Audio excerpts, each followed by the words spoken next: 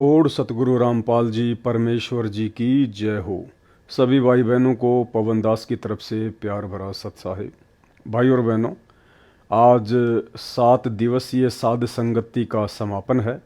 आज हमारा ये 8वां वीडियो है और जब जब भूल पड़े पुस्तक के ऊपर आप जी ने जितने भी वीडियो देखे हैं, उम्मीद करता हूँ आप भाई बहनों को परम पूज्य परमेश्वर सतगुरु रामपाल जी के आशीर्वाद से बहुत कुछ भक्ति मार्ग पर आगे बढ़ने के लिए, अपनी मर्यादाओं को बनाए रखने के लिए समझ में आया होगा। अब ये इसका 8वां पार्ट है और 8वां जो पार्ट है वो विशेषकर मर्यादाओं को लेकर है। सबसे पहले परमात्मा ने जो खुला पाठ होता है, अखंड पाठ होता है, उसकी कुछ मर्यादाएं होती हैं। पाठ करते समय पाठी ने किन किन बातों का ध्यान रखना होता है, कैसी कैसी शुद्धता और स्वच्छता का ध्यान रखना होता है। हालांकि हमारे ये कोई विशेष काम की नहीं है, क्योंकि ना हम कोई पाठ करते हैं, ना हम पाठ करने के अधिकारी हैं, ना हमें गुरुदेव भगवान का आदेश प्राप्त है, इसलिए ये हमारे कोई विशेष काम की नहीं है। लेकिन एक चीज़ आप और हम भाई बहनों ने देखनी है। देखो, पाठ किया जाता है आदरणीय गरीबदास जी महाराज जी की वाणियों का, और भाई और बहनों, उसी आदरणीय गरीबदास जी महाराज जी की वाणियों से, सदग्रंथ साहिब से चुन चुन कर वाणियाँ सतगुरु रामपाल जी परमेश्वर जी ने आप और हमें तीनों समय की आरती के लिए एक नित्य नियम पुस्तक बना कर दी हैं। कहने का मतलब है, गरीबदास जी महाराज जी की वाणियों का जो 3 दिन का अखंड पाठ होता है, उस पाठ को करने में कितनी सावधानियां बरती जाती हैं, कितना ध्यान रखना पड़ता है हर बात का। तो आप और हम सभी भाई बहनों ने भी उन्हीं आदरणीय गरीबदास जी महाराज जी के सदग्रंथ साहिब से चुन चुन कर कबीर परमेश्वर सतगुरु रामपाल जी परमेश्वर जी के द्वारा निकाली गई वाणियाँ, जिनको नित्य नियम पुस्तक बनाकर आप और हमारे को नित्य नियम करने के लिए, रोजाना जिनका पाठ करने के लिए तीनों समय की आरती के रूप में दी गई है, आप और हम भाई बहनों ने भी उतनी ही सावधानी और स्वच्छता से उस नित्य नियम के गुटके को संभाल के रखना है। तीनों समय की आरती करते समय, उनका पाठ करते समय सावधानियां रखनी है, क्योंकि हम 13वें पंथ के पंथी हैं। परम पूज्य परमेश्वर सतगुरु रामपाल जी परमेश्वर जी के शिष्य और उनकी शिष्याएं हैं।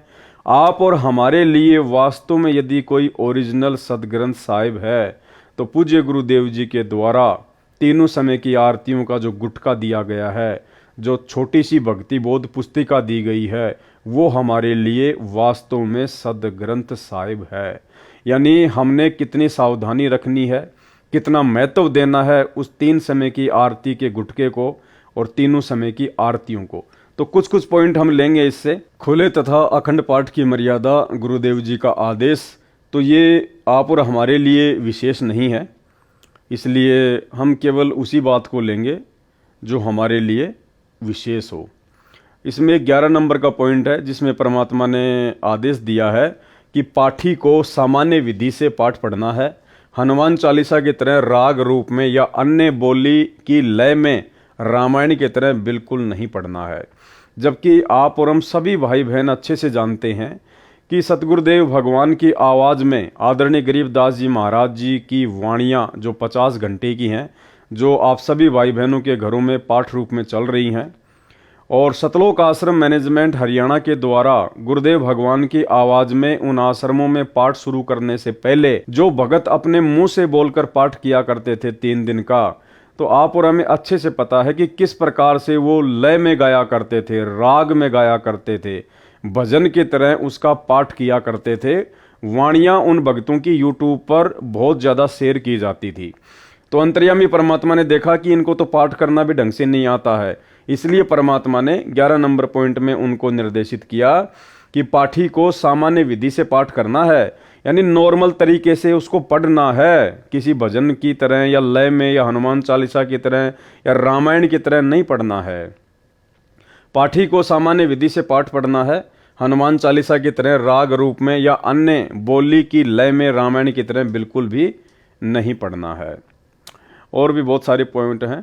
पाठ जो भी करेगा उसके लिए क्या नियम है।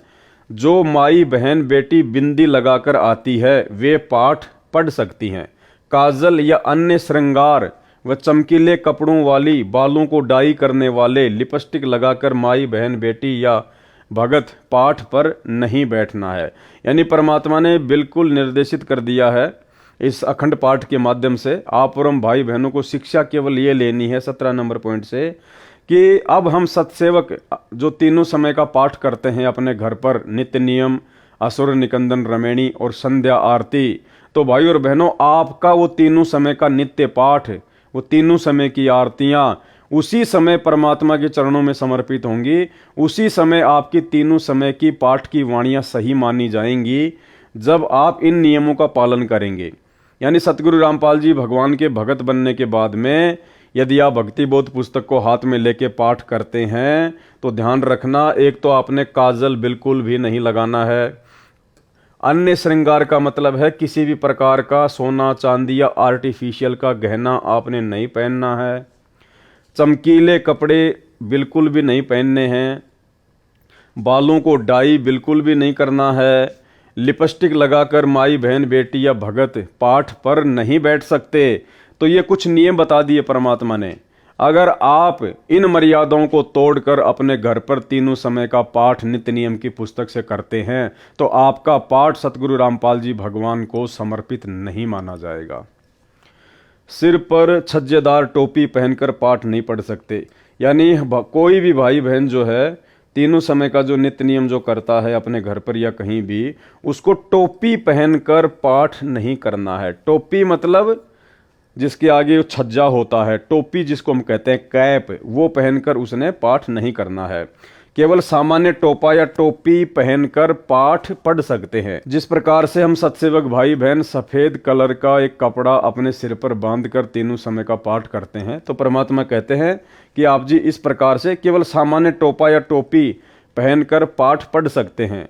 रुमाला पहनना आवश्यक नहीं है। आगे देखिए, चवर सेवा 24 घंटे करना अनिवार्य नहीं है, कभी भी बंद कर सकते हैं जब वो पाठ किया जाए। और जो डाई करना नहीं त्याग सकते, जो अपने बालों में डाई करना नहीं त्याग सकते, उनको पाठ पर बैठने व चवर सेवा करने की कोई आज्ञा नहीं है। तो ध्यान रखना है हम सत्सेवक भाई बहनों ने, अपने बालों में डाई हमने बिल्कुल भी नहीं लगानी है, वरना आपका जो पाठ आपके घर पर चलता है वाणियाँ परमात्मा की, वो आपको संपूर्ण लाभ नहीं देंगी। कुछ बहनें या माताएं श्रृंगार लिपस्टिक लगाकर या काजल लगाकर आती हैं, उनको पाठ पर न बैठने दें। ये आदेश हैं गुरुदेव भगवान के। कुछ बहनें या माताएं श्रृंगार यानी सोने चांदी वगैरह पहन के आना, लिपस्टिक लगाना या काजल लगाकर आती हैं, उनको पाठ पर न बैठने दें, चवर सेवा भी न करने दें। ऐसी पाप आत्माओं को आश्रम में भी ना आने दो। नोट कर लो, ये सख्त आदेश है गुरुदेव के सतलोक आश्रम मैनेजमेंट हरियाणा को कि आश्रमों में जो पाठ चलता है उस पाठ में ऐसी पाप आत्माओं को तो एंट्री भी नहीं होनी चाहिए। लेकिन उसके बावजूद भी आपको सब पता है 90% हार श्रृंगार करने वाली माता बहनें ही सतलोक आश्रम मैनेजमेंट हरियाणा में उनके भंडारों में जाती हैं। इन लोगों को गुरुदेव भगवान के आदेश से कोई लेना देना नहीं है, इनको केवल ज्योति और पाठ का पैसा चाहिए। तो हम सत्सेवक भाई बहनों ने इस 25 नंबर के पॉइंट को आधार बनाकर अपने गुरुदेव के आदेश की पालना करनी है। हम सत्सेवक भाई बहनों ने ना कि 3 समय का पाठ करते समय, बल्कि अब हमने कभी भी अपने जीवन में इस प्रकार का आडंबर नहीं करना है। ना ये हार श्रृंगार करना है, ना कोई सोना चांदी पहनना है, ना लिपस्टिक लगाना है, ना काजल लगाना है। हमने किसी भी प्रकार का कोई भी आडंबर, जिस आडंबर से गुरुदेव भगवान बहुत नाराज होते हैं और उनके सख्त आदेश हैं, हमने अपने जीवन में इन आडंबरों को कोई जगह नहीं देनी है। तभी हमारा तीनों समय का पाठ जो है गुरुदेव भगवान के चरणों में समर्पित होगा। सतनाम प्राप्त को रोकना है। यदि आगे से ऐसा न करने का आश्वासन दे तो श्रृंगार उतार कर तथा काजल साफ करके आने दो। सारनाम प्राप्त को बिल्कुल कंसेशन नहीं है। सारनाम प्राप्त यदि सोना चांदी पहनेगा, हार श्रृंगार करेगा, काजल वगैरह लगाएगा, डाई लगाएगा, चमकीले भड़कीले कपड़े पहनेगा, तो परमात्मा कहते हैं उनको कोई छूट नहीं है, कोई कंसेशन नहीं है जिसको सारनाम प्राप्त है। काजल व श्रृंगार वाली तो चाहे कोई भी मंत्र प्राप्त है, पाठ पर नहीं बैठने देना है। तो हम सत्सेवकों ने भी ध्यान रखना है, कोई आडंबर हमने अपने घर पर नहीं करने हैं। भक्तजनों को निर्देश। अखंड पाठ में नियमों का पालन संबंधी जानकारी। यह अखंड पाठ हमारे भी कोई विशेष कोई काम का नहीं है। ये पाठ के दौरान सबसे अहम नियम, यानी सतलोक आश्रमों में जो पाठ प्रकाश होता है 3 दिन का, उसमें परमात्मा क्या कह रहे हैं? पाठ के दौरान सबसे अहम नियम, सबसे मुख्य नियम क्या है? नज़र नेक रखें, यानी आपको गंदी नज़र नहीं रखनी है। किसी भी माता बहन के ऊपर कोई गंदी नज़र नहीं रखनी है। मन में कोई दोष वगैरह नहीं होना चाहिए। नीयत साफ रखें, मन में दोष द्वेष न रखें, पक्षपात ना करें, परमात्मा से डरें, बहन बेटी माई को बुरी नज़र से न देखें, पाप को मन में जगह न दें। जबकि भाई और बहनों, ये सारे अवगुण सतलोक आश्रम मैनेजमेंट हरियाणा वालों में जो लोग पाठ प्रकाश पर बैठते हैं उनमें कूट कूट कर भरे हैं, कूट कूट कर। तो आपका पाठ करवाना उन आश्रमों में कितना लाभदायक है, कितना आपको पुण्य मिलेगा, ये आप जी भली भांति परमात्मा के द्वारा बताए गए इस नियम से समझ सकते हैं। पाठ के दौरान सबसे अहम नियम, तो आप और हमने, जो हम सत्सेवक हैं, हम जो अपने घर पर पाठ करते हैं तीनों समय का, नित्य नियम, असुर निकंदन रमैणी और संध्या आरती, तो परमात्मा कहते हैं पाठ के दौरान सबसे अहम नियम, नज़र नेक रखें, नीयत साफ रखें, मन में दोष द्वेष न रखें, पक्षपात न करें, परमात्मा से डरें, बहन बेटी माई को बुरी नज़र से न देखें, पाप को मन में जगह ना दें।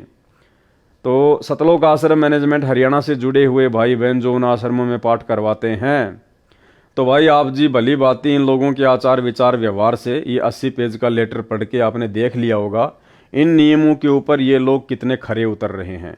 तो आपका पाठ बिल्कुल भी आपको वो लाभ नहीं देगा जो लाभ आदरणीय गरीबदास जी महाराज जी की वाणियों से आपको मिलना चाहिए। जो सेवादार व पाठी इन नियमों को खंड करेगा, उसके द्वारा किया गया पाठ लाभ के स्थान पर हानि करेगा, उसे भी कष्ट उठाना पड़ेगा, पाठ करने वाले को भी कष्ट उठाना पड़ेगा, और जो पाठ करवा रहा है उसको भी लाभ की जगह क्या मिलेगा? हानि करेगा उसको, हानि। और यही कारण है पाठ करवाते करवाते, ज्योति करवाते करवाते भी सतलोक आश्रम मैनेजमेंट हरियाणा वाले परमात्मा से दूर होते जा रहे हैं। और भी कुछ इसके नियम हैं। उसके बाद ये भक्ति मर्यादाओं को लेकर परमात्मा ने यहाँ पे कुछ बातें लिखी हुई हैं, और परमात्मा यही चाहते हैं कि मर्यादाओं में भगत रहना सीख जाए, भगत मर्यादाओं को निभाना शुरू कर दे, क्योंकि मर्यादाओं के बिना भक्ति हमारी जो है फल ही नहीं सकती, हमारी भक्ति सफल हो ही नहीं सकती। गुरुदेव भगवान कहते हैं कि भक्ति चाहे थोड़ी कर लो, लेकिन मर्यादा आपने पूर्ण निभानी पड़ेगी। तो कुछ नियम हैं ये सतनाम प्राप्ति के बाद में जो परमात्मा ने हमें बताए हैं। तो एक बार हम सभी भगत भाई बहन नियमों को रिपीट करेंगे, क्योंकि ये लास्ट का पार्ट चल रहा है, इसमें विशेषकर नियमों को लेकर ही परमात्मा ने जानकारी दी है। नोट: सत्यनाम प्राप्ति के लिए तथा प्राप्त करने के बाद आवश्यक नियम, जिनमें से एक भी नियम खंड नहीं करना। यदि निम्न नियमों का पालन नहीं कर सकते तो सत्यनाम ना लें। स्पष्ट कर दिया गुरुदेव ने, यदि आप इन तमाम नियमों का पालन नहीं कर सकते हैं तो आप जी सतनाम ना लें। उपदेश प्राप्त पुण्य आत्माएं परमात्मा के मार्ग पर चलती हैं, वह परमात्मा प्राप्ति के लिए यात्रा प्रारंभ करती हैं। यात्री बहुत ही कम सामान लेकर यात्रा करता है, अधिक भार उठाकर यात्रा करना संभव नहीं होता। जो सांसारिक परंपराएं हैं वे व्यर्थ का भार हैं, जो भक्ति मार्ग में यात्रा में बाधक हैं। इसलिए इस भार से मुक्त होने के लिए निम्न नियमों का पालन करना अनिवार्य है। सबसे पहला नियम क्या बताया परमात्मा ने? किसी के पैर नहीं छूने और न ही दूसरे को छूने देना है। यदि अचानक या मना करने पर भी कोई पैर छू लेता है तो उस स्थिति में नामखंड नहीं होता। आपने किसी को बद्दुआ या आशीर्वाद नहीं देना है, न ही इच्छा करके किसी से आशीर्वाद लेना है। कोई आपके सिर पर आशीर्वाद के लिए हाथ रखे तो आपने मना करना है, फिर भी कोई हाथ रख देता है तो आपका उपदेश सुरक्षित है। यानी आपने जानबूझकर किसी से आशीर्वाद नहीं लेना है, अपने सिर पर हाथ नहीं रखवाना है। यदि फिर भी कोई जबरदस्ती रख देता है और आपके यदि अंदर से ऐसी कोई इच्छा नहीं है कि ये मुझे कोई आशीर्वाद दे, तो परमात्मा कहते हैं ऐसी स्थिति में फिर आपका नामखंड नहीं होता है। परंतु आपने आशीर्वाद व बद्दुआ बिल्कुल नहीं देनी है, क्योंकि आशीर्वाद देने से आपकी भक्ति कमाई नष्ट हो जाती है। जैसे एक पहिए की ट्यूब से दूसरे पहिए की ट्यूब में हवा डालने से आपकी गाड़ी खड़ी हो जाएगी, आपको हानि हो जाएगी। एक उपदेशी बहन ने अपने अनुपदेशी भाई को स्वस्थ होने का आशीर्वाद दे दिया। भाई तो स्वस्थ हो गया, परंतु बहन इतनी अस्वस्थ हुई कि 1 महीना अस्पताल में रही। पुनः उपदेश लिया, अपनी गलती की समायाचना करने पर ही वह स्वस्थ हो पाई। इसलिए सर्व से प्रार्थना है कि यह गलती ना करें। इसी प्रकार अन्य नियमों के खंड करने से आपकी राम नाम की गाड़ी में पंचर हो जाएगा, वह भी रुक जाएगी, अर्थात आप जी को हानि होगी। पूर्व समय में सती प्रथा एक परंपरा थी। जिस किसी का पति मर जाता था तो उसकी स्त्री को भी उसी मृत पति के साथ जिंदा जलाया जाता था, जो एक महाजालिम कर्म था। उस समय के मानव समाज ने उस कुरीति को मजबूरन मानना पड़ता था। किसी महापुरुष ने संघर्ष करके उस सती प्रथा को बंद कराया। समाज के रूढ़िवादी व्यक्तियों ने बहुत विरोध भी किया, परंतु प्रयत्न सफल हुआ, तो आज सर्व बहनें सुखी हैं। इसी प्रकार ये सर्व परंपराएं जानो जो मानव समाज पर भार हैं, इनको समाप्त करने से ही भार मुक्त हो सकेंगे तथा भक्ति मार्ग पर आसानी से चल सकेंगे। दूसरा नियम है, टीवी, कंप्यूटर तथा मोबाइल में फिल्म, सीरियल, मैच, कार्टून देखना तथा मोबाइल में वीडियो गेम आदि नहीं खेलना है। यानी किसी भी प्रकार का कोई गेम, कोई मैच, कोई कार्टून, कोई फिल्म, कोई धारावाहिक, कोई सीरियल हम भगत भाई बहनों ने विशेषकर सतनाम प्राप्त करने के बाद गुरुदेव का विशेष आदेश है कि आपने ये गलती भूलकर भी नहीं करनी है। जो भाई बहन साथ संगति से जुड़ चुके हैं, भले उन्होंने संकल्प नाम दीक्षा ही ली है, उनके लिए तो सारे के सारे नियम लागू हैं। हमने किसी प्रकार की कोई भी कोताही नहीं बरतनी है, भले आपने संकल्प ही लिया है, भले आपको प्रथम नाम ही है, ठीक है। तो परमेश्वर कह रहे हैं कि हमने टीवी, कंप्यूटर तथा मोबाइल में फिल्म, सीरियल, मैच, कार्टून देखना तथा मोबाइल में वीडियो गेम आदि नहीं खेलना है। अब बताइए, इन आश्रमों में लोगों को नाम दीक्षा दिलाई जाती है, लोगों को सारे नियम समझाए जाते हैं। अब वो भगत भाई बहन जो उपदेश प्राप्त कर रहे हैं, जो सतनाम प्राप्त कर रहे हैं, वो कैसे इन नियमों का पालन करेंगे? जब नाम दीक्षा दिलाने वाले गुरुदेव के कलयुगी परिवार वाले, सतलोक आश्रम मैनेजमेंट हरियाणा वाले, जो स्वयं दुनिया के लिए बैडमिंटन का स्टेडियम बना के दे दिए, धनाना गांव वालों के लिए 50 लाख रुपए की लागत से बैडमिंटन का स्टेडियम बना दिया गया है। खुद गुरुजी का लड़का कबड्डी के मैच की टीम को 31,000 रुपए दे रहा है। तो बताइए भाई और बहनों, उन्हीं सतलोक आश्रम मैनेजमेंट वालों से उपदेश प्राप्त करने वाले भाई बहन आखिर कैसे गुरुदेव भगवान के इन नियमों का पालन करेंगे? लेकिन इन नियमों का पालन भाई और बहनों आप और हम सत्सेवकों ने विशेष तौर पर करना है, यदि भक्ति मार्ग पर सफल होना है तो। नंबर 3, किसी को दान बिना सिला कपड़ा, सीधा आदि नहीं देना है। देखो क्या कह रहे हैं परमात्मा, किसी को दान बिना सिला कपड़ा, सीधा नहीं देना है। सीधा का मतलब क्या होता है? सीधा का मतलब होता है आटा, चावल, दाल, चीनी, नमक, चाय पत्ती, साबुन, इसको कहते हैं सीधा सामान देना। जबकि आपने इसी पुस्तक में पीछे पढ़ा कि जब 2020 में कोरोना आया, उस समय मेरे विशेष सेवादारों ने, सतलोक आश्रम मैनेजमेंट हरियाणा वालों ने गांव-गांव में जाकर आटा, दाल, चीनी, चावल, साबुन, तेल, चाय पत्ती ये बांटा। तो भाई ये परमात्मा का नियम है, 3 नंबर नियम है कि जब हमें सतनाम प्राप्त हो जाता है तो हमने किसी भी भगत को सीधा सामान नहीं देना है, बिल्कुल भी बिना सिला हुआ कपड़ा भी किसी को दान में नहीं देना है, किसी को पहनने के लिए नहीं देना है। यदि किसी को आवश्यकता है तो आप जी अपने पहने हुए कपड़े उसको दे सकते हैं, आपने बिना सिले हुए तो कपड़े भी किसी को नहीं देने, अन्यथा वो उसको बेचकर उसके पैसे का दुरुपयोग कर सकता है। इतनी सावधानी हमने बरतनी है। तो परमेश्वर का स्पष्ट आदेश है, किसी को दान बिना सिला कपड़ा नहीं देना है, सीधा आदि नहीं देना है। सीधा आदि मतलब आपने किसी को भी खाने पीने का जो कच्चा सामान है वो नहीं देना है। भाई फिर वो परमात्मा 2020 में हिसार जेल से आदेश देके कोरोना काल में कैसे अपनी ही मर्यादा तुड़वा कर, अपने ही वचन को तुड़वा कर दुनिया वालों के लिए आटा, दाल, चावल, चीनी, साबुन, तेल ये वितरित करवाएगा। तो ये सारा का सारा मनमाना आचरण था सतलोक आश्रम मैनेजमेंट हरियाणा का। किसी को दान, बिना सिला कपड़ा, सीधा आदि नहीं देना है, नहीं किसी धार्मिक स्थल, मंदिर, मंडी के लिए पैसे देने हैं, न ही उनके किसी भंडारे में जाना है। जैसे धर्मशाला, गली पक्की करने, कुआं तथा तालाब जोहड़ की खुदाई, खेतों के सांझले नाले की खुदाई तथा अन्य इसी प्रकार के सामूहिक सामाजिक कार्यों के लिए पैसा दे सकते हैं। जैसे आप किसी गांव में रहते हैं, आप किसी कॉलोनी में रहते हैं, तो शहरों में तो सारे काम सरकार करती है, नगर निगम करता है। ये विशेषकर गांव में समस्या आती है। जैसे गांव में सभी लोग इकट्ठा होकर आपस में पैसे इकट्ठे करके ट्यूबवेल वगैरह लगवा लेते हैं, जोहड़ की खुदाई करवा लेते हैं, कोई तालाब वगैरह बनवाते हैं, गांव में कोई सड़क वगैरह जो है वो बनवाते हैं। तो परमात्मा कहते हैं अगर कोई सामाजिक काम है, सामाजिक काम का मतलब आप जिस गांव में रहते हैं, आप जिस कॉलोनी में रहते हैं, और यदि वहां पर सभी लोग मिलकर और अपनी सुविधा के लिए यदि इस प्रकार का कोई कार्य करवाते हैं जिनसे हमारी मर्यादा ना टूटती हो, तो ऐसे में हम सहयोग कर सकते हैं। जो भी हमारे हिस्से में पैसा आएगा हम उनको दे सकते हैं। तो ये होता है सामाजिक काम।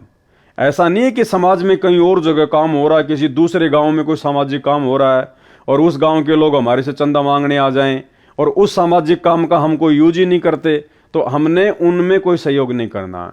जिस कॉलोनी में, जिस गांव में हम रह रहे हैं और वहां के लोग यदि आपस में मिलकर सांझला कोई काम करते हैं, गांव वाले, जो पूरे गांव के काम आता है, जिसको हम भी यूज करते हैं, कोई नलका, कोई ट्यूबवेल, कोई पशुओं के पानी पिलाने के लिए तालाब वगैरह, जोहड़ वगैरह, और जैसे गांव में कोई ट्यूबवेल लगवाया, उसकी मोटर वगैरह जल गई, सभी लोग आपस में पैसा इकट्ठा करके नई ट्यूबवेल लेके आते हैं। तो ऐसी चीज़ों में हम सहयोग दे सकते हैं, ना कि किसी दूसरे गांव में हो रहे सामाजिक काम में सहयोग करना है, बिल्कुल भी नहीं।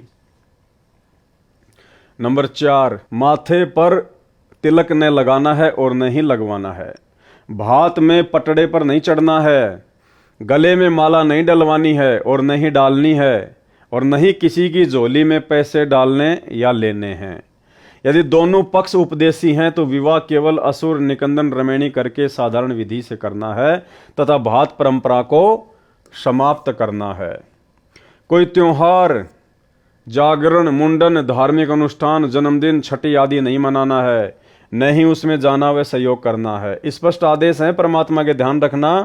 कोई भी त्योहार नहीं मनाना, किसी भी प्रकार के जागरण में नहीं जाना, हमने कोई मुंडन वगैरह नहीं करवाना, जैसे कोई मर जाता है या जैसे बच्चे का मुंडन करवाते हैं। धार्मिक अनुष्ठान चाहे किसी भी देवी देवता का, किसी भी रिश्तेदारी में क्यों ना हो, आड़ोस पड़ोस में क्यों ना हो, बिल्कुल भी सहयोग नहीं करना।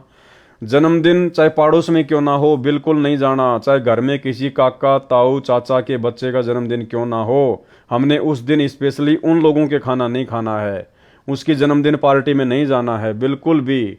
छठी, जैसे कोई बच्चा वगैरह हो जाता है, गांव वाले मिलके ताश वगैरह खेलते हैं, हमने वो भी नहीं मनानी है, आदि नहीं मनाना है, न ही उसमें जाना व सहयोग करना है। ध्यान रखना इन बातों का। नंबर 6, किसी को दुआ या बद्दुआ नहीं देनी है। नंबर 7, किसी को good morning, good afternoon, good evening, good night आदि शब्द नहीं बोलने हैं। यदि कोई बोलता है तो उसे समय अनुसार केवल morning morning, evening evening, afternoon व नाइट नाइट 2-2 बार बोल सकते हैं। यानी हमने किसी भी आदमी को सुबह के समय गुड मॉर्निंग नहीं बोलना है। यदि सामने वाला गुड मॉर्निंग बोलता है तो हमने भी उनको गुड मॉर्निंग नहीं बोलना है। Number 8, happy birthday, happy new year तथा गुड बाय आदि शब्द नहीं बोलने हैं। यदि कोई आपसे बोलता है तो उसे धन्यवाद या थैंक यू बोल दें। क्या बोलो? धन्यवाद या थैंक यू। नंबर 9, सिखों को छोड़कर संत बाबा रूप में दाढ़ी ना हो। इसके ऊपर दास विशेष तौर पर वीडियो बना चुका है। इसमें परमात्मा का स्पष्ट आदेश है कि सिखों को छोड़कर, सिख कौन? जिन लोगों ने संत रामपाल जी से दीक्षा नहीं ले रखी है, उन सिखों को छोड़कर यदि सिख समाज का कोई भी व्यक्ति संत रामपाल जी से उपदेश लेता है तो संत या बाबा रूप में, यानी भगत रूप में या अन्य किसी बाबा रूप में उसने दाढ़ी नहीं रखनी है, ना सिर पर बाल रखने हैं, ना उसने पगड़ी वगड़ी पहननी है। यानी सिख समाज की जो परंपराएं हैं यदि आप संत रामपाल जी से उपदेश ले रहे हैं तो आपने उन समस्त परंपराओं को, सिख समाज की परंपराओं को त्यागना है। नंबर 10, बहनों ने नेल पॉलिश और लिपस्टिक नहीं लगाना है। नंबर 11, परफ्यूम तथा सेंट आदि नहीं लगाना है, यानी किसी भी प्रकार का हमने ये फालतू के चौचले वगैरह नहीं करने हैं। अपने आप को बिल्कुल सिंपल तरीके से रखना है। 12, विवाहित बहनें केवल सिंदूर या बिंदी में से एक चीज लगा सकती हैं। नंबर 13, किसी अनुपदेशी का जूठा नहीं खाना है, यदि अनजान में खाया है तो समा होता है, भविष्य में ध्यान रखें। नंबर 14, हाथों पर मेहंदी नहीं लगानी है, किसी बीमारी के कारण लगा सकते हैं। हाथों में मेहंदी लगाने से नाम खंड होता है। सिर बालों में रंग, काली मेहंदी या डाई नहीं लगानी है। यदि आपको कोई प्रॉब्लम है, कोई दिक्कत है, डॉक्टर यदि आपको सर में मेहंदी लगाने की सलाह देता है ठंड के लिए, तो आप जी ठंड के लिए लगा सकती हैं। बाकी सफ़ेद बालों को काला करने के लिए या युवा दिखाई देने के लिए बिल्कुल भी हमने डाई का या मेहंदी का प्रयोग नहीं करना है। कहने का मतलब है साधु सोई जो सीधा चाल है, हमने किसी भी प्रकार का कोई आडंबर नहीं करना है। नंबर 15, शादी में जाते हैं तो पैसे, सगुन, वार फेरी, मुंह दिखाई पर पैसे नहीं देने हैं, यानी जो आडंबर लोग करते हैं वो हमने बिल्कुल भी नहीं करने हैं। विदाई के समय घर में नारियल नहीं फोड़ना है। कन्या विदाई के समय गाड़ी पर पानी डालना या सगुन के लिए धक्का लगाना अर्थात सगुन करना मना है। यानी जो भी आडंबर होते हैं परंपरागत शादी विवाह में, हमने बिल्कुल ध्यान भी नहीं देना उनकी तरफ, ना कोई सहयोग करना है। नंबर 16, किसी को किसी भी अवसर पर गिफ्ट देना मना है, यानी हमने कोई गिफ्ट वगैरह नहीं देना है। अगर कोई गिफ्ट दे तो कोशिश करनी है ना लो। अगर कोई पीछे से रख जाए या डाक या कोरियर द्वारा भेजे तो उसको रख लें। उनके उपलक्ष्य में कुछ रुपए दान आश्रम में कर दें। जब आपके गुरु आश्रम में हो उस समय कुछ रुपए, भाई क्या गिफ्ट लेके आया है, कितने रुपए का होगा, उसके उपलक्ष्य में कुछ रुपए आप जी अपने गुरु जी के हाथों में आश्रम में दान कर दें जब आपके गुरु आश्रम में हों।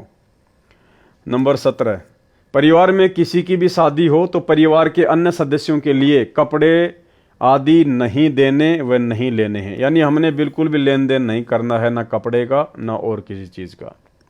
कन्यादान रूप में कपड़े, गहने आदि नहीं देने हैं। रुपए भी इस उपलक्ष्य में देने हैं कि आपने वहाँ खाना खाया है, और बहन के घर जाते हैं तो इसी उद्देश्य से पैसे दे सकते हैं कि आपने वहाँ खाना खाया है या चाय आदि पी है। ये ध्यान रखें, यदि अधिक दान दे दिया तो आपकी बहन पर आपका ऋण न हो जाए तथा संस्कार ना जुड़ जाए, क्योंकि हम संस्कारवश यहाँ कालजाल में रह जाते हैं। यदि आप पैसा देना चाहें और बहन न लेवे तो दोनों ही भार मुक्त हो जाते हैं। यदि बहन, बुआ जी आदि उपदेशी हैं तो उनको चाहिए कि वह पैसा, रुपया, कपड़ा, आभूषण कदापि ना ले। प्यार से कहे कि आपने कह दिया, हमने मान लिया, ऐसे शिष्टाचार से मना करना है। 19 नंबर, स्कूल में गायत्री मंत्र बोलते समय ओम शब्द नहीं बोलना है, क्योंकि जिसे गायत्री मंत्र कहते हैं यह यजुर्वेद के अध्याय 36 का मंत्र 3 है। मूल पाठ में ओम मंत्र नहीं है। जो गायत्री मंत्र बोला जाता है ओम भूर्भुवस्सुवः, तो गुरुदेव कह रहे हैं कि शुरुआत में उसमें ओम मंत्र नहीं है, वो यजुर्वेद अध्याय 36 का मंत्र 3 है। मूल पाठ में ओम मंत्र नहीं है। वेद परमात्मा की अनूठी देन है, इसमें वृद्धि या कटौती करना परमात्मा का अपमान है, लाभ के स्थान पर हानि ही होती है। इसलिए इस मंत्र के साथ ओम नहीं बोलना है। यजुर्वेद के अध्याय 36 मंत्र 3 अर्थात कथित गायत्री मंत्र मात्र परमात्मा की महिमा का एक मंत्र है। इसे पढ़ने से परमात्मा के गुणों का ज्ञान होता है। जैसे बिजली की महिमा कहीं लिखी हो तो उसको कविता बनाकर गाते रहने से बिजली के गुणों का ज्ञान तो हो जाता है, परंतु बिजली का लाभ नहीं मिल सकता। लाभ तो बिजली का कनेक्शन लेने से ही मिलेगा। इसी प्रकार यजुर्वेद अध्याय 36 मंत्र 3 जिसको गायत्री मंत्र बताकर जाप करने को कहते हैं वह व्यर्थ है, क्योंकि यह मंत्र तो परमात्मा की महिमा का ज्ञान कराता है, परमेश्वर के गुणों अर्थात लाभ को बताता है। वह लाभ अधिकारी संत से सत्यनाम व सारनाम की दीक्षा प्राप्त करके अर्थात कनेक्शन लेकर ही प्राप्त हो सकते हैं। यजुर्वेद अध्याय 36 मंत्र 3 अर्थात गायत्री मंत्र की आवृत्ति करने से नहीं, फिर भी कोई अज्ञानी व्यक्ति विद्यार्थियों को विवश करे तो ओम शब्द का उच्चारण न करें। स्कूल में यदि आपके बच्चों को गायत्री मंत्र बोलने के लिए विवश किया जाता है तो अपने बच्चों को बता दें कि बेटा शुरू में ओम मत बोलना, बाकी आगे का मंत्र बोल लिया कर। गायत्री मंत्र का भूर्भुव से ही उच्चारण प्रारंभ करें। ओम एक अक्षर को न लगाएं। अध्यापकों को चाहिए कि यजुर्वेद अध्याय 36 मंत्र 3 की अपेक्षा संत गरीबदास जी महाराज जी की वाणी से मंगलाचरण विद्यार्थियों से बुलवाएं। गायत्री मंत्र से कई गुना लाभ होता है, परंतु सतनाम तथा सारनाम बिना सब व्यर्थ है। नंबर 20, मुर्दे के अंतिम संस्कार में लकड़ी डाल सकते हैं, कंधे पर या अन्य साधन द्वारा शव को ले जा सकते हैं। 21, मुर्दे पर एक से अधिक कफन नहीं डालना है। यदि आपसे पहले किसी ने कफन डाल रखा है तो आपने कफन नहीं डालना है, क्योंकि कफन केवल एक ही होता है। अगर पहले कफन डाल रखा है फिर किसी ने एक से अधिक ज्यादा कफन डाला है तो नाम खंड होता है। नंबर 22, शादी में खाना खा सकते हैं, ये मानकर पैसे दे सकते हैं कि आपने यहाँ भोजन खाया है। नंबर 23, यदि दोनों पक्ष उपदेशी हैं तो पीलिया देना, छुचक देना बंद करना है। एक पक्ष अनुपदेशी है तो केवल 2-2 जोड़ी कपड़े केवल जच्चा व बच्चे को देने हैं। नंबर 24, नौकरी पर ऑफिस में जब कोई रिटायर होता है तो ऑफिस में सभी आपस में पैसे इकट्ठे करके उसे गिफ्ट तथा पार्टी देते हैं। ऐसा कर सकते हैं, इसमें थोड़ा बहुत दे सकते हैं, लेकिन उपदेशी ने कतई नहीं लेना है। 25, घर में जब बहन आती है तो उसे कपड़े व पैसे नहीं देने हैं। अगर बहन या बेटी अनुपदेशी है तो बहुत कम 1 या 2 जोड़ी कपड़े दे सकते हैं। बच्चों के लिए खाने पीने का सामान भी दे सकते हैं। और अगर जब बहन के घर जाते हैं तो साथ में बच्चों के लिए फल मिठाई आदि लेकर जा सकते हैं। 26, स्कूल में विदाई पार्टी के समय बच्चे पैसे दे सकते हैं। 27, यदि गौशाला की कमेटी रजिस्टर्ड है तो रुपए दे सकते हैं। यदि रजिस्टर्ड नहीं है तो चारा आदि दे सकते हैं। 28, शादी की मिठाई कोई घर में लेकर आए तो और कुछ शादी के नाम के कार्ड के साथ मिठाई लाते हैं तो हृदय से मना करें। फिर भी कोई रख जाए तो खा सकते हैं। उसके बदले में कुछ रुपए आश्रम में दान कर दें, आप पर भार नहीं रहेगा। उपदेशी भगत ने समाज में किसी के विवाह में भी भोजन खा रखा है, उसके लिए विवाह के दिन से कुछ दिन बाद मिठाई व भोजन करवा सकते हैं। यह छूट केवल एक बार है, आगे से विवाह में मिठाई बनाने की परंपरा बंद है। सामान्य भोजन बनाएं। नंबर 29, भगत भाई आपस में उधार सामान एक दूसरे से ले सकते हैं, और अगर आपस में एक दूसरे के घर आते जाते हैं तो बच्चों के लिए खाने पीने का सामान ले जा सकते हैं। नंबर 30, भाई या बहन की आर्थिक स्थिति कमजोर हो तो आर्थिक या अन्य मदद उधार रूप में कर सकते हैं। बहन को चाहिए कि उस पैसे को लौटाएं जिससे उस पर भार नहीं बनेगा। यदि बहन या भाई धन लौटाने में असमर्थ है तो भाई कभी बहन पर तथा बहन भाई पर पैसे लौटाने का दबाव ना बनाए। 31, लड़की की शादी में माता पिता अपनी लड़की को 4 जोड़ी कपड़े दे सकते हैं, पैसे नहीं।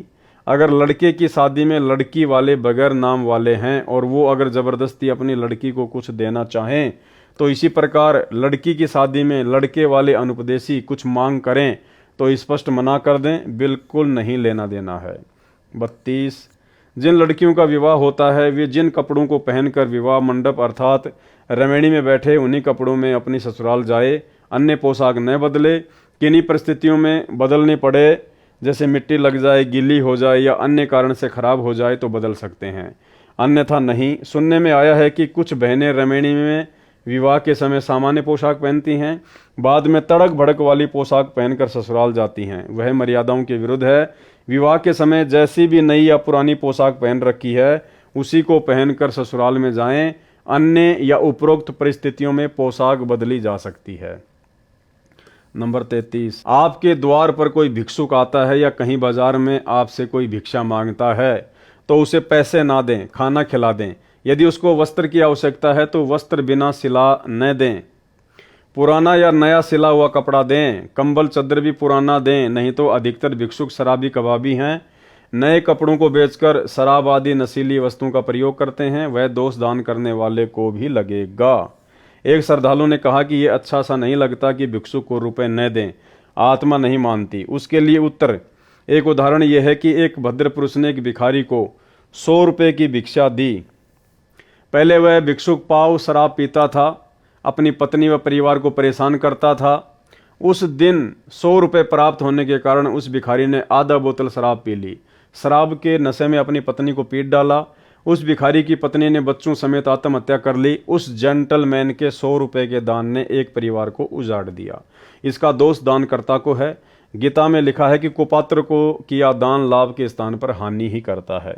कबीर परमेश्वर जी भी कहते हैं, गुरु बिन माला फेरते, गुरु बिन देते दान, गुरु बिन दोनों निष्फल है, चाहे पूछो वेद पुराण। नंबर 34, किसी भी नियम के खंडित हो जाने पर आपको परमेश्वर जी से मिलने वाला लाभ बंद हो जाएगा। जैसे बिजली का कनेक्शन कट जाने पर सर्व लाभ बंद हो जाते हैं, जो कार्य बिजली से होने थे वे रुक जाते हैं। इसी प्रकार परमात्मा की शक्ति से जो आपको तथा आपके परिवार को लाभ मिलना था वह रुक जाता है। एक बहन ने बताया कि उसके पति ने दीक्षा भी ले रखी है, किसी भी नियम का पालन नहीं करता। इसी प्रकार एक भगत ने अपनी पत्नी की शिकायत की, उसके विषय में यह जाने कि उनका नाम खंडित हो चुका है। ऐसे व्यक्तियों का कोई भयंकर पाप कर्म है, नाम खंडित होने पर वह पाप कर्म अपना प्रभाव करके हानि करेगा। जब तक मर्यादा में रहकर भक्ति करते हैं तो वह पाप कर्म हानि नहीं कर सकता। एक बहन ने ऐसे ही नाम खंडित कर रखा था। कुछ वर्षों के बाद उसकी जीभ में कैंसर का रोग हो गया। उस बहन से पूछा कि अब क्या आपको टीवी देखना, लिपस्टिक लगाना अच्छा लगता है? उसने रोते हुए कहा, नहीं।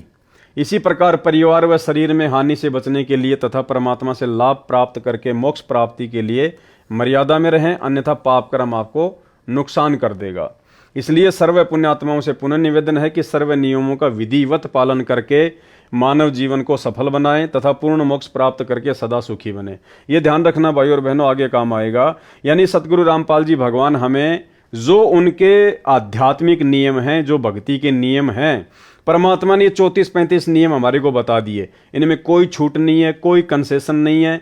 और स्पष्ट तौर पर परमात्मा कह रहे हैं कि इसलिए सर्व पुण्यात्माओं से पुनः निवेदन है कि सर्व नियमों का विधिवत पालन करके मानव जीवन को सफल बनाएं तथा पूर्ण मोक्ष प्राप्त करके सदा सुखी बने, सतलोक में निवास करें। यानी नियमों में कोई छूट किसी भी प्रकार की किसी के लिए भी नहीं होगी।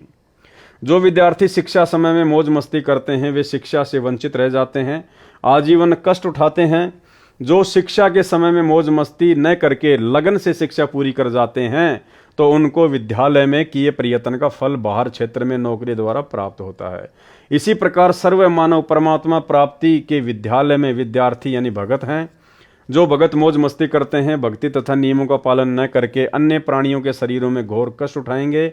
जो लगन के साथ मर्यादा में रहकर परमेश्वर कबीर जी की भक्ति साधना जगत गुरु संत रामपाल जी महाराज से प्राप्त करके आजीवन करते रहेंगे, उनको सतलोक में सर्व सुविधाएं प्राप्त होंगी।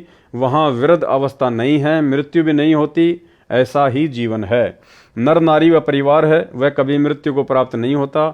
इसलिए सत्य भक्ति करके अपना जीवन सफल बनाएं, जिस सत्य भक्ति से आपको यहाँ भी सर्व आवश्यक सुख सुविधाएं प्राप्त होंगी तथा पूर्ण मोक्ष भी मिलेगा। अब एक चीज ध्यान रखना भाई और बहनों, ये इस पुस्तक के लास्ट में जो ये नियम वगैरह लिखे गए हैं ये सतगुरु रामपाल जी परमेश्वर जी ने नहीं लिखे हैं, क्योंकि पुस्तक सतलोक आश्रम मैनेजमेंट हरियाणा वालों ने छपवाई है और बाद में इन्होंने नियम खुद लिखे हैं। ये सतनाम प्राप्ति के बाद में जो 34 नियम है ये सतलोक आश्रम मैनेजमेंट हरियाणा वालों ने खुद इस पुस्तक में लिखे हैं और नियम वही हैं जो सतगुरु रामपाल जी भगवान हमें देते हैं, यानी कोई छूट नहीं किसी भी प्रकार की।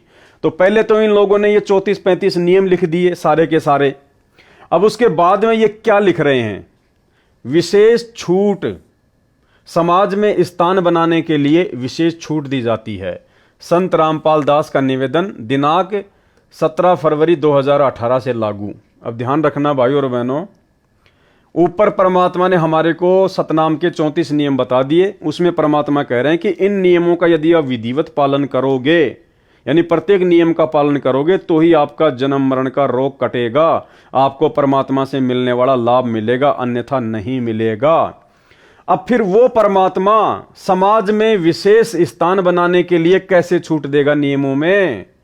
ये देखिए इसी पुस्तक में लिखा हुआ ये विशेष छूट समाज में स्थान बनाने के लिए। अरे हमने अभी भी समाज वालों से ही भाईचारा निभाना है क्या? इतना ज्ञान समझा दिया, 30 साल कम नहीं होती है। गधे को गीता पढ़ाओ वो भी बैकुंठ जाने को तैयार हो जाए। अब 30 साल बाद में संत रामपाल जी नियमों में छूट देंगे और वो भी समाज में स्थान बनाने के लिए। अब 30 साल बाद भी भक्तों को समाज में स्थान चाहिए क्या? तो ये सतलोक आश्रम मैनेजमेंट हरियाणा का काल प्रेरणा से मनमाना आचरण है, संगत को भक्ति मर्यादाओं से नीचे गिराने के लिए। क्योंकि दो ही शक्ति हैं, दयाल और काल। दयाल ने 28 साल से ज्ञान दिया, नियम बताए, कोई छूट नहीं दी। और काल सतलोक आश्रम मैनेजमेंट हरियाणा वालों में कुप्रेरणा करके, क्योंकि भक्ति का आधार है नियम मर्यादा। अगर आप मर्यादा में नहीं हैं, नियम नहीं निभाओगे, तो आपकी भक्ति लाख जन्म भी सफल नहीं हो सकती, चाहे आप किसी भी संत की शरण में क्यों ना हो। तो ये विशेष छूट कौन देगा?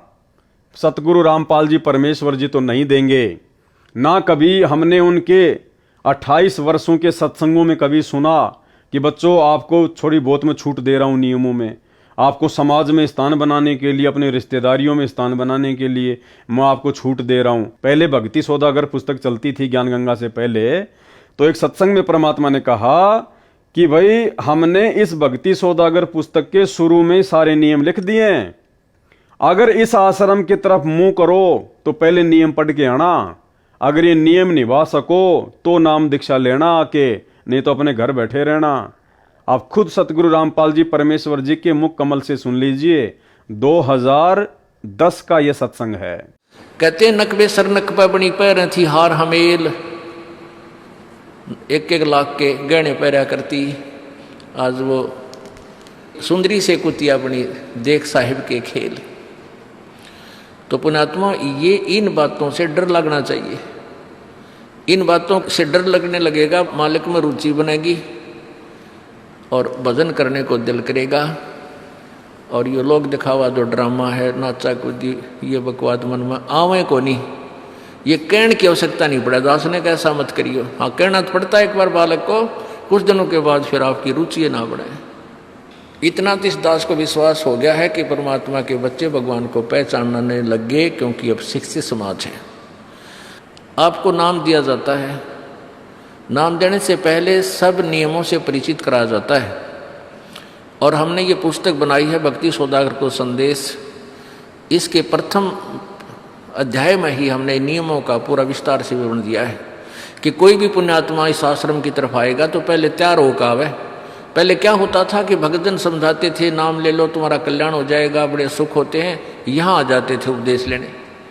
और यहाँ आकर के हम फिर उनको लिस्ट दिखाते थे, ये नियम निभाने हैं, तो बात जाते थे कि नहीं हमारा भी ये नियम नहीं निभा, क्योंकि वो उल्टे रंग में रंगे हुए वो सारे। तो अब उनको पहले ये लिख कर दे दिए कि तुम तैयार होकर आ जाना, तुम्हारा मन मानने तो आना, क्योंकि कल्याण होगा इस मर्यादा में रहने से।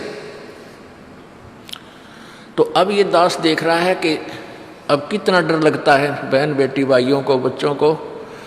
अब वो कहीं, क्योंकि समाज हमारा जो है, सारा का सारा समाज काल प्रेरित है, उन्हीं क्रियाओं को कर रहा है जो ना करने वाली होती हैं। और हमारा भक्त एक घर में एक व्यक्ति ने नाम ले लिया और 5-6 व्यक्ति वो सारे शास्त्र विरुद्ध साधक हैं, तो उनके साथ संघर्ष बनता है बेचारे का जा करके। फिर भी वो इतना दृढ़ है, डरता है, आकर पूछता है जी मेरे पे ऐसी गलती होगी, मेरा नाम तो खंडनीय हो गया, आगे से नहीं करूँगा। तो कहने का भाव ये है कि पहचानने लग गए तुम परमात्मा को और संघर्ष करना सीख गए, आप सफल होगे, देख लेना एक दिन। ये नाखून पालिश लगाते हैं, ओठों पर इसी बूंदी शक्ल बना लेते हैं, लाल वो लगा कर लिपस्टिक, इतना बेहुदी शक्ल बन जाती है। कहते हैं अब ऐसी मर्यादा बन गई, बहन बेटियां कहते कि हम ऑफिस में जाते हैं तो ये लिपस्टिक वगैरह नहीं लगाते, नेल पेंट नहीं लगाते, तो क्या कहते हैं उस दूसरे कि तुम्हारे घर में कोई मर गया क्या? अरे थारा गजब भैया, ये बकवाद करने तो सारे जी जाओगे तुम, अकल खत्म होगी। यानी एक मर्यादा बन गई, जो ऐसे उल्टे काम ना करे उसने हे समझन लागे। निरंजन धन तेरा दरबार जहाँ तनिक नहीं न्याय विचार, सारे उल्टे काम में राजी रहे। लेकिन हमारी बेटियां अब संघर्ष करती हैं कि हाँ उनको ज्ञान हो गया, वो तो बालक हैं, कुछ भी कह सकती हैं।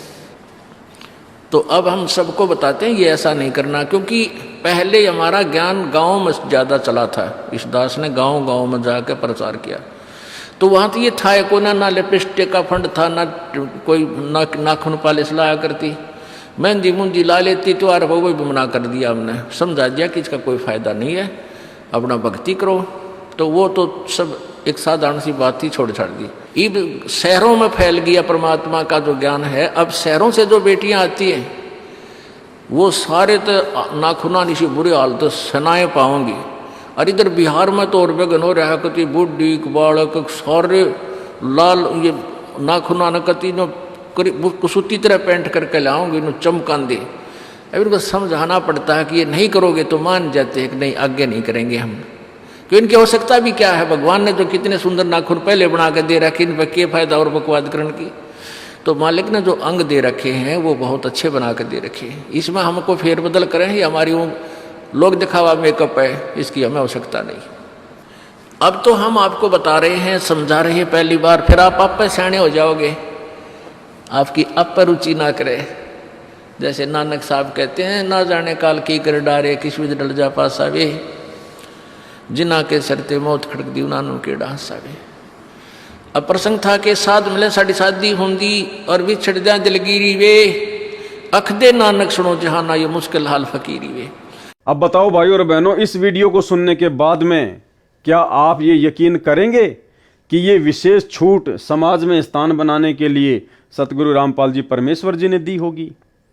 जिस परमेश्वर ने 2010 में ही कह दिया था कि अगर इन नियमों को निभा सको तो नाम दीक्षा लेने के लिए आना, इस आश्रम की तरफ मुंह करना, तो फिर कैसे आज वो परमात्मा समाज में स्थान बनाने के लिए हमें छूट देगा?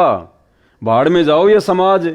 मीराबाई ने क्या कहा था, भाई कोई गुंडी को चाहे भूंडी को, मेरी सुरत राम में लागी। लोक लाज मर्याद जगत की तिनकियों जो तोड़ बगावे, जब कोई राम भगत गति पावे। और परमात्मा कहते हैं लोक लाज ना कीजिए, निर्भय हो रहिए, जय मन चावे राम को तो दासा तन धरिए। तो फिर वो परमात्मा कैसे समाज में स्थान बनाने के लिए छूट देगा? और कौन है वो मंदबुद्धि भगत, कौन है वो महाअज्ञानी भगत जिसको समाज में विशेष स्थान की चाहत है? तो ये सारा का सारा काल का षड्यंत्र है। सतगुरु रामपाल जी भगवान की इन्होंने यहां पर मोहर लगा दी, जबकि गुरुदेव भगवान ने तो इस पुस्तक के 71 पेज पर ही अपना संदेशा समाप्त कर दिया। लास्ट में 2 लेटर लिख के सतलोक आश्रम मैनेजमेंट हरियाणा वालों के लिए, उसके बाद में सारे नियम वगैरह सतलोक आश्रम वालों ने खुद लिखे हैं। तो ये हमारे पूज्य गुरुदेव सतगुरु रामपाल जी परमात्मा का आदेश बिल्कुल भी नहीं हो सकता। हमारे परमात्मा ने कभी भी अपने नियमों में किसी को कोई छूट नहीं दी है। जब परमात्मा ने भक्ति की शुरुआत में किसी को छूट नहीं दी, तो आज तो 28 साल हो गए, कैसे छूट देगा परमात्मा? अब क्या छूट दी है भाई और बहनों, देखना, यही काल का सबसे बड़ा षड्यंत्र है। इस पुस्तक को पढ़ने के बाद में और ये नियम पढ़ने के बाद में कि विशेष छूट समाज में स्थान बनाने के लिए विशेष छूट दी जाती है, तो इन नियमों को पढ़ने के बाद में क्या क्या छूट दी गई है, वो 34 नियम कौन निभाएगा? प्रथम मंत्र के 11 नियम कौन निभाएगा? कोई नहीं निभा पाएगा, क्योंकि मन को तो जगह चाहिए बकवाद करने के लिए, और ये बकवाद करने के लिए जगह सतलोक आश्रम मैनेजमेंट हरियाणा ने दे दी। कितना बड़ा षड्यंत्र है भगत समाज के साथ। क्या छूट दी है इन लोगों ने काल प्रेरणा से? नंबर 1, लड़की की बिना नाम वाले परिवार में शादी होती है और ससुराल वाले आन उपासना के लिए, किसके लिए? देवी देवताओं की पूजा के लिए, आन उपासना के लिए। यदि किसी बहन बेटी की जगत वालों में शादी होती है, किसी भगत की उपदेशी बेटी की यदि जगत वालों में शादी होती है और ससुराल वाले यदि आन उपासना के लिए मजबूर करते हैं, जैसे उनके देवी धाम पर उनके साथ जाने के लिए, वहां पर धोख लगाने के लिए, यानी दंडोत करने के लिए उन देवी देवताओं को कहते हैं, तो उपदेशी बेटी उनके साथ सैर सपाटा जानकर चली जाए। ये लो जी, छूट दे दी कि वो उपदेशी बेटी उनके साथ में सैर सपाटा समझकर चली जाए। जैसा वे कहें करती रहें। देवताओं को भोग लगाओ, हाँ जी लगा दो। देवताओं को दंडवत करो, हाँ जी कर दिया। देवताओं को ये नारियल चढ़ाओ, हाँ जी चढ़ा दिया, क्योंकि छूट दे दी। जैसा वे कहें करती रहें, परंतु मंत्र अपना जाप करती रहें। मतलब मेरे को कोई कहे कि तूने शराब पीनी है और मैं शराब पीता रहूं और मंत्र अपना जाप करता रहूं, तो क्या हो जाएगा काम मेरा? देखो कैसी बेहुद्दी बातें लिखी हुई हैं। ये गुरुदेव भगवान के आदेश हो सकते हैं क्या? परमात्मा काल की गोद में बैठाएगा अपने बच्चों को? क्या कह रहे हैं? आन उपासना के लिए अगर मजबूर करते हैं तो करो। अरे गुरुदेव क्या कहते हैं कि 100 वर्ष सतगुरु की पूजा और एक दिन आन उपासी, वो अपराधी आत्मा फिर पड़े काल की फांसी। तो ये काल की फांसी में डाला जा रहा है भक्तों को। कितना बड़ा धोखा किया जा रहा है, कितना बड़ा षड्यंत्र काल का। उपदेशी बेटी उनके साथ सैर सपाटा जानकर चली जाए, जैसा वे कहें करती रहें, परंतु मंत्र अपना जाप करती रहें। यदि वहां कोई तिलक लगाता है तो लगवा लें, तुरंत उतार दें। अगर कोई आपके माथे पर तिलक लगाता है तो कह रहे हैं लगवा लो और उसके बाद तुरंत उतार दो। यानी कोई शराब पीता तो पी लो, तुरंत बाथरूम करके आ जाओ, काम खत्म। यदि हाथ के नाला धागा बांधता है तो बंधवा लो और बाद में तोड़ के फेंक दो। दारू पी लो और बाद में बोतल को तोड़ के फेंक दो। ये है इनके कहने का मतलब। तो ये है नंबर 1 टोटल काल का षड्यंत्र, भक्तों की मर्यादा तुड़वाने का षड्यंत्र। इसलिए दास कह रहा है भाई और बहनों, सतलोक आश्रम मैनेजमेंट हरियाणा पूरी तरह से काल का मुख्य एजेंट है धरती पर, पूरी तरह से काल प्रेरित है भक्तों को बर्बाद करने के लिए, भक्तों की भक्ति का सत्यानाश करवाने के लिए काल ने इन लोगों को स्पेशली नीचे उतार रखा है संत रामपाल जी के पंथ में। तो अब आप खुद विचार कर लेना इस 1 नंबर के घटिया नियम को पढ़कर। नंबर 2 क्या छूट दी है? यदि किसी त्योहार पर भोजन बनाने के लिए कहें तो बना दें, उसे खा भी लें, परंतु भोग वाला ना खाएं। यदि भोग लगाकर सब भोजन में मिलाते हैं तो उसे ना खाएं, अपना भोजन अलग निकालें या भिन्न बना लें। नंबर 3, भात के समय यदि किसी उपदेशी को जाना पड़े तो पटड़े पर चढ़ने से बचें। यदि मजबूरी है तो कोई बात नहीं। जबकि सतनाम के नियम में गुरुजी स्पष्ट कह रहे हैं कि आपने भात में पटड़े पर नहीं चढ़ना है, तिलक नहीं लगवाना है, माला नहीं डलवानी है। और यहां क्या छूट दे दी गई? भात के समय यदि किसी उपदेशी को जाना पड़े तो पटड़े पर चढ़ने से बचें। यदि मजबूरी है तो कोई बात नहीं। ये लो जी, अब बताओ, नहीं करना है और कर भी लो, नहीं करना है और कर भी लो, फिर वो 34 नियमों का मतलब क्या रह गया? उन 34 नियमों में तो स्पष्ट रूप से मना कर दिया गया और यहां छूट दे दी गई, तो फिर वो 34 नियमों का मतलब क्या रह गया फिर? नंबर 4, यदि कोई माला डालता है तो उसे हाथ में पकड़ लें, यदि डाल दी जाए तो तुरंत निकाल लें। नंबर 5, यदि किसी अधिकारी या राजपद प्राप्त भगत को कोई उद्घाटन रस्म करनी पड़े तो अनिच्छा से एक ड्रामा समझकर करें।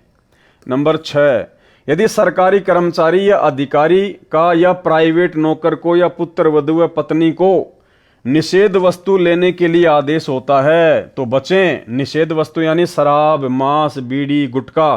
किन किन को?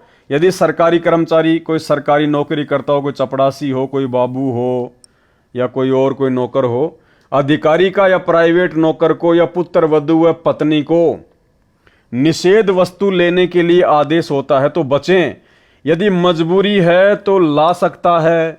देखो, अगर आपके घर में आपका ससुर अनुपदेशी है और आप उसकी जो है पुत्र वधू हैं, और आपका ससुर या आपका जो पति है वो शराबी है, वो आपको अगर शराब लाने के लिए कहे, आपका बाप अनुपदेशी आपको कहे कि बेटा जा दारू की बोतल लेके आ, नहीं तो घर में नहीं रहने दूंगा, तो क्या कह रहे हैं सतलोक आश्रम मैनेजमेंट हरियाणा वाले? यदि मजबूरी हो तो ला सकता है, जैसे शराब, सिगरेट लाने, मांस बनाने, फौज में या होटल में या कहीं नौकर को व विवाहित बहनों को सास ससुर पति आदि आदेश दें तो मजबूरी मानकर दुखी मन से परमात्मा से क्षमा मांग कर करें। भाई मर्यादा रैंक आ गई। आप जहां नौकरी कर रहे हैं वो भी शराब ला के दे सकते हैं, बीड़ी ला के दे सकते हैं, मांस बना के दे सकते हैं। आपके घर में आपका पति, आपका ससुर अनुपदेशी है, आपको मांस बनाने के लिए कहता है बना दो, शराब लाने के लिए कहता है ला दो, उसका पैक बनाने के लिए कहता तो उसका पैक बना दो, गुटखा बीड़ी लाने के लिए गए तो ला दो। अरे फिर मर्यादा रह कहां गई भाई? क्या मतलब फिर भक्ति का? फिर क्यों नियम दिए संत रामपाल जी ने? क्यों इतना वो प्रयत्न कर रहे हैं 30 साल से? अगर ये सारे कुकर्म करने हैं तो फिर नियम देने की जरूरत क्या पड़ गई थी गुरु जी को? तो ये सारा का सारा आपकी आंखों के सामने भाई और बहनों, कितना बड़ा षड्यंत्र इस 80 पेज के लेटर में, आप भाई बहनों की मर्यादा तुड़वाने के लिए। यानी परमात्मा ने जो कहना था इस 80 पेज के लेटर में, पिछले 7 वीडियो में आप भाई बहनों को अच्छे से समझवा दिया। उसके बाद देखो लास्ट में काल का षड्यंत्र, यानी कोई 5 किलो देसी घी का हलवा बनाए और उसमें फिर 1 मुट्ठी बालू रेत की डाल दे। वो काम सतलोक आश्रम मैनेजमेंट हरियाणा ने ये विशेष छूट दे के नियमों में बाद में कर दिया। क्या आपने कभी अपने गुरुदेव के मुख से सुना, किसी भी सत्संग में सुना कि बच्चों आपको नियमों में छूट दी जा रही है? तो देख लो, आपकी आंखों के सामने है भाई और बहनों। यानी आप बीड़ी भी ला सकते हैं, सिगरेट भी ला सकते हैं, मांस भी पका सकते हैं, देवी देवताओं को धोख लगा सकते हैं, भोग लगा सकते हैं, कोई नियम मर्यादा नहीं है, कुछ भी कर सकते हैं आप, जैसे दूसरे पंथों में चलता है वो काम हो गया। इसलिए दास कह रहा है इन आश्रमों में केवल इन लोगों को पैसा चाहिए, ज्योति पाठ का, भगत जाओ भाड़ में, भक्ति जाओ भाड़ में, मर्यादा जाओ भाड़ में। ये हैं काल के एजेंट। एक बार दोबारा पढ़ लो। यदि सरकारी कर्मचारी या अधिकारी का या प्राइवेट नौकर को या पुत्र वधू व पत्नी को निषेध वस्तु लेने के लिए आदेश होता है तो बचें। यदि मजबूरी हो तो ला सकता है, जैसे शराब, सिगरेट लाने, मांस बनाने, फौज में या होटल में या कहीं नौकरों को, विवाहित बहनों को सास ससुर पति आदि आदेश दें तो मजबूरी मानकर दुखी मन से परमात्मा से क्षमा मांगकर करें। कुछ दिन में परमात्मा अड़चन समाप्त कर देगा। भाई मर्यादा टूटेगी, उसको काल उठा ले जाएगा तो हो गई समस्या समाप्त। फिर पहले उनको मना करें कि मैं ये पाप नहीं कर सकता, फिर भी जोर दें तो कहें कि इसका पाप आपको लगेगा, कहकर कर दें। यानी आपको कोई जबरदस्ती दारू पिलाने का प्रयास करे तो पहले तो मना करो और उसके बाद में लेके गिलास लगा के मुंह के गट गट पी के बोल दो कि तेरे को पाप लगेगा। बताओ ये कोई जायज बात है कोई? अरे फिर संघर्ष क्या है? फिर 28 साल से गुरुजी ने इतना ज्ञान क्यों दिया? फिर जब ये काम करने थे तो मजबूर तो काल करेगा। इसलिए भाई और बहनों, सतलोक आश्रम मैनेजमेंट हरियाणा वालों को, माता बहनों को कोई कहीं दिक्कत नहीं है, क्योंकि सब इन्हीं नियमों पे चलते हैं। इसलिए ना उनका कोई घर में कोई संघर्ष है, ना उनका समाज में कोई संघर्ष है, क्योंकि आश्रम में आते हैं तो वो भगत बन जाती हैं, भगतमती बन जाती हैं।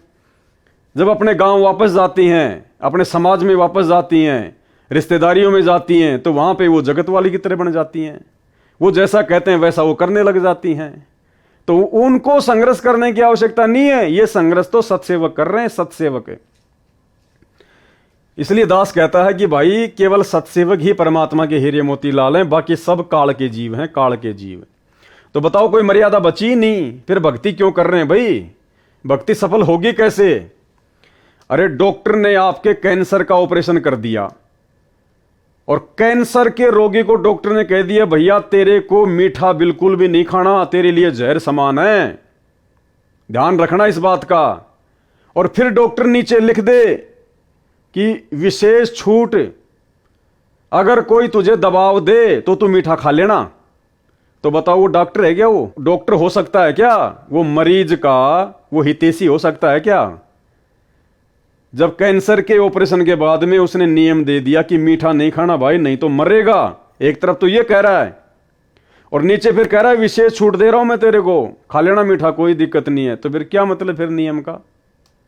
तो ऊपर तो सतगुरु रामपाल जी परमेश्वर जी ने जो नियम बताने थे वो उन्होंने बता दिए अपने फाइनल, और सतलोक आश्रम मैनेजमेंट हरियाणा हमारे को छूट दे रहा है। तो ये हमारा दुश्मन है, ये मैनेजमेंट है, ये काल का एजेंट है, काल प्रेरणा से हो रहा है सारा काम ये। नंबर 7, यदि सैनिक या सिपाही को गोली मारने का आदेश होता है तो मना ना करे, क्योंकि वह दोष आदेश करने वाले को लगता है। उसकी नौकरी यही है, रण में शहीद हुए सैनिक व सिपाही को स्वर्ग प्राप्ति होती है। भैया हम संत रामपाल जी के भगत हैं, हमारे को स्वर्ग नहीं चाहिए, हमारे को सतलोक चाहिए। तो गोली मारने वाला कहाँ जाएगा? स्वर्ग में जाएगा। और दूसरी बात भैया, जब राजा इब्राहिम सुल्तान को ज्ञान हुआ ना तो उसने अपना राज्य त्याग दिया था, राज्य कि मुझे तो भक्ति करनी है, बाढ़ में जाओ, ये इंद्र जैसा राज्य। हाँ भाई 30-40 हजार की नौकरी के लिए खाली स्वर्ग में जाओगे क्या? ये आप लोग स्वयं सोच लेना। नंबर 8, विशेष परिस्थिति में बालों में रंग कर सकते हैं। देखो जी, हर प्रकार की छूट दे दी। ऊपर तो गुरुजी कह रहे हैं कि जो डाई करता है उसको तो पाठ पे भी मत बैठने दो, जो बालों में मेहंदी लगाता है उनको तो आश्रम में एंट्री भी मत दो। और यहां क्या कहा जा रहा है, विशेष परिस्थिति में बालों में रंग कर सकते हैं, हर्बल वाला यानी आयुर्वेद वाला। नंबर 9, कई बेटियों बहनों को बिगड़ी परिस्थितियों में कार्यालय में लिपस्टिक लगाने के लिए मजबूर किया जाता है। उनके लिए छूट दी जाती है कि कार्यालय में जाते समय लगा लें, पहन लें तथा छुट्टी के बाद तुरंत उतार दें। कोशिश करें न लगाएं तो अच्छा है, ये स्वास्थ्य के लिए भी हानिकारक है। बताओ, लगा भी सकते हैं और नहीं भी लगाना है। और ये ऑफिस में, कार्यालयों में काम करने वाली बहन बेटियों के लिए जो उपदेशी हैं, उसी सत्संग में सतगुरु रामपाल जी भगवान ने कह रखा है कि हमारी बेटियां संघर्ष करती हैं। इन लोगों की तरह सतगुरु रामपाल जी भगवान ने छूट नहीं दी अपने सत्संग में उनको कभी कि भाई आप जिस भी ऑफिस या कार्यालय में काम करती हो तो आप जी लिपस्टिक लगा लिया करो और जब शाम को वापस आओ तो उतार दिया करो। नहीं, गुरुजी ने कहा कि हमारी बहन बेटियां संघर्ष करने लग गई। उनको पता नहीं तरह तरह की बातें बोली जाती हैं, लेकिन वो किसी की बात पे ध्यान नहीं देती। गुरुजी ने कभी छूट नहीं दी। ये नाखून पॉलिश लगाते हैं, ओठों पर इसी बूंदी शक्ल बना लेते हैं, लाल वो लगा कर लिपस्टिक, इतना बेहुदी शक्ल बन जाती है। कहते हैं अब ऐसी मर्यादा बन गई, बहन बेटियां कहते हैं कि हम ऑफिस में जाते हैं तो ये लिपस्टिक वगैरह नहीं लगाते, नेल पेंट नहीं लगाते, तो क्या कहते हैं उस दूसरे कि तुम्हारे घर में कोई मर गया क्या? अरे थारा गजब भैया, ये बकवाद करने तो सारे जी जाओगे तुम, अकल खत्म होगी। यानी एक मर्यादा बन गई, जो ऐसे उल्टे काम ना करे उसने हे समझन लागे। निरंजन धन तेरा दरबार जहां तनिक नहीं न्याय विचार, सारे उल्टे काम में राजी रहे। लेकिन हमारी बेटियां अब संघर्ष करती हैं कि हाँ उनको ज्ञान हो गया, वो तो बालक हैं, कुछ भी कह सकती हैं। तो भाई और बहनों, ये छूट कौन दे रहा है? काल प्रेरणा। यही तो है खेल सारा का सारा यहां पे, दयाल का और काल का। तो समझो भाई और बहनों इस पूरे के पूरे काल चक्कर को। देखो, परमात्मा ने कोई कसर नहीं छोड़ी हमारे को 30 साल से अनमोल भक्ति ज्ञान देने में। आज जेल में बैठ के भी परमात्मा हर पल हमारे को मर्यादाओं का ही पाठ पढ़ा रहा है। बार बार हिसार जेल से जो विशेष संदेश आ रहे हैं, परमात्मा मर्यादाओं को लेकर ही हमारे को सख्त कर रहा है कि बच्चों, अगर मर्यादा नहीं है तो चाहे आपको सार नाम मिल जाए, चाहे सार शब्द मिल जाए, चाहे प्रथम नाम मिल जाए, आपकी भक्ति कभी सफल हो ही नहीं सकती। और मर्यादाओं में कोई कंसेशन नहीं है, कोई छूट नहीं है। तो ये छूट कौन दे रहा है? सतलोक आश्रम मैनेजमेंट हरियाणा। तो सतलोक आश्रम मैनेजमेंट हरियाणा आपका दोस्त है, आपका दुश्मन है? तो भाई और बहनों विचार कर लेना, बाद में ये मौका नहीं मिलेगा। थोड़ा सा समय बचा है आप और हमारे पास में भगत बनने का। बाद में सर पर हाथ रख के रोओगे, कुछ भी हाथ नहीं लगेगा। ये वर्तमान में इतना संघर्ष परमात्मा जो अपने दासों को निमित्त बनाकर करवा रहे हैं, भाई अगर समझदार हो तो विचार कर लेना, बाद में कुछ हाथ नहीं लगेगा। तो अब ज़्यादा मैं कुछ कहूँगा नहीं, क्योंकि जो भी कुछ आप लोगों ने इस 80 पेज के लेटर में देखा, सुना, पढ़ा, समझदार को तो वही पर्याप्त है। बाकी मूर्खों के आगे कितना ही चिल्लाते रहो, कितना ही भौंकते रहो। जो अपने गुरुदेव भगवान के 30 साल के इतने सत्संग करने के बाद भी, उनके इतने प्रयत्नों के बाद भी नहीं समझे और उसी सतलोक आश्रम मैनेजमेंट हरियाणा रूपी गंदगी में सड़ रहे हैं, वो भाई मुझ पवन दास के ज़्यादा उपदेश देने से क्या समझेंगे? तो जो समझदार थे वो तो समझ चुके हैं, क्योंकि परमात्मा कहते हैं ज्ञान का और गाम का तो चमका सा ही होता है, बाकी भैंस के आगे कितनी बीन बजा लो कोई असर नहीं पड़ना है। तो हम सत्सेवक भाई बहनों ने सतर्क हो जाना चाहिए हर प्रकार से। आप लोगों के मन में किसी भी प्रकार की कोई शंका, कोई डाउट नहीं होना चाहिए कि वास्तव में साध संगतियाँ परमात्मा का विशेष मिशन है। साध संगतियों से जुड़े रहकर और पूर्णतया मर्यादा में रहकर भक्ति करने से ही हम गुरुदेव के दिल में विशेष जगह बना पाएंगे, सतलोक के लिए अधिकारी बन पाएंगे। अन्यथा इस प्रकार की ड्रामेबाजी, नियमों में छूट, दुनिया भर की अड़ंगेबाजी जो 2014 के बाद सतलोक आश्रम मैनेजमेंट हरियाणा स्वयं भी करता है और संगत से भी करवा रहा है, भाई इस प्रकार की बकवादों से परमात्मा नहीं मिलेगा, असंख्य जन्म नहीं मिल सकता। तो आज की वीडियो में केवल इतना ही। 80 पेज का लेटर कंप्लीट हुआ। परमात्मा जी का विशेष तौर पर हम धन्यवाद करेंगे कि परमेश्वर ने हम सबको धैर्य दिया, सद्बुद्धि दी परमात्मा ने, जो उनके आशीर्वाद से ये 8 पार्ट कंप्लीट हो पाए। और आगे उम्मीद करेंगे, प्रार्थना करते हैं कि परमेश्वर हमें थोड़ी बहुत सेवा इसी प्रकार से ज्ञान आधार से एक दूसरे भगत भाई बहनों के साथ साथ संगति की देते रहें, ताकि हमारा विश्वास दृढ़ रहे और गुरुदेव भगवान के हिसार जेल से बाहर आने तक हम लोग भक्ति पर जीवित रह सकें। तो सभी भाई बहन सतगुरु रामपाल जी भगवान का धन्यवाद करें, सभी भाई बहन परमात्मा का जयकारा करें। बंदी छोड़ सतगुरु रामपाल जी परमेश्वर जी की जय हो।